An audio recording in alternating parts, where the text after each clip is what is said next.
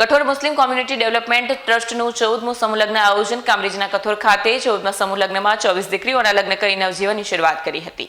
કઠોર મુસ્લિમ community development ટ્રસ્ટનું 14મું સમૂહ લગ્ન આયોજન કામરેજના કઠોર ખાતે કરાયું હતું. 14મા સમૂહ લગ્નમાં 24 દીકરીઓના લગ્ન કરી નવજીવનની શરૂઆત કરી. કઠોર મુસ્લિમ કોમ્યુનિટી ડેવલપમેન્ટ સાયોદ દ્વારા આયોજિત ડોક્ટર મુસાજીડી M Lokhat charitable trust, the Muslim society of UK, doctor Abdul Rashidbhai Patel અજુમ અને તાલીમુલ મુસ્લિમીન મલેકપોર, હાજી અબ્દુલ હમીદભાઈ કાલુભાઈ મહિડા એન્ડ ફેમિલી અને દેશ વિદેશના સખીદાતાઓના સહયોગથી ગ્રામજનો અને દાતાઓની વિશાળ હાજરીમાં કુલ 24 દીકરીઓ લગ્ન ગ્રંથિથી જોડાઈ નવજીવનની શરૂઆત કરી હતી.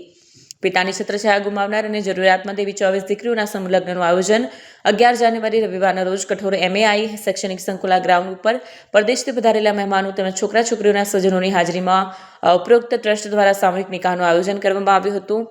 આ પ્રસંગે મુફિત અસદ દોબા, કારી ઝુબેર મુનસી, મૌલાના ફૈઝ લાતુરી અને મૌલાના હસન ઉમરજીએ છોકરા છોકરીઓના નિકાહ કરાવી પ્રસંગને અનુરૂપ વાતાવરણ વક્તવ્ય જણાવ્યું હતું. સન્માન કરી સંસ્થાએ સંદેશ આપ્યો કે લગ્ન પાછળ થનાર મોટા ખર્ચાઓ અને મોટા દેખામના કારણે આજે સમાજમાં કેટલીક દીકરીઓ કુંવારી તો કેટલાય પિતાઓએ પોતાની જાતને દેવામાં ધકેલી દેતા હોય છે.